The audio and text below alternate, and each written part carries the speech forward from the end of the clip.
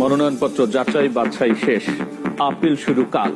ফেনীতে বেগমজের আসনে বিএনপির বিকল্প প্রার্থী, দ্বৈত নাগরিকত্বে জামায়াতের 2 প্রার্থীর ফর্ম বাতিল। বেগম খালেদা জিয়ার নিকট আপনাদের যে প্রত্যাশা ছিল, ইনশাল্লাহ আমি আগামী দিনে আপনাদের সে প্রত্যাশা আমি পূরণ করতে পারবো এবং সেটা করবো ইনশাল্লাহ। কিন্তু এখন জনগণ সচেতন এবং সবার সহযোগিতায়, সবার অংশগ্রহণে আমরা শান্তিপূর্ণভাবে আমরা ত্রয়োদশ জাতীয় নির্বাচনের কার্যক্রম আমরা করতে পারবো। কয়েক প্রার্থীর মনোনয়ন বাতিল করায় জামায়াতের ক্ষোভ। সুষ্ঠু নির্বাচনে ভূমিকা রাখতে তারেক রহমানের নেতৃত্বে কাজ করছে বিএনপি। শান্তিপূর্ণ নির্বাচন অনুষ্ঠানে যে ভূমিকা পালন করা দরকার বিএনপি তাই করবে, আর নির্বাচন পরিচালনা কমিটি সেই লক্ষ্যকে ধারণ করেই তার কাজ করবে। এনইআইআর কার্যকরের প্রতিবাদ, মোবাইল ব্যবসায়ীদের রাজধানীতে পুলিশের সঙ্গে ধাওয়া পাল্টা ধাওয়া, চালু থাকলেও 3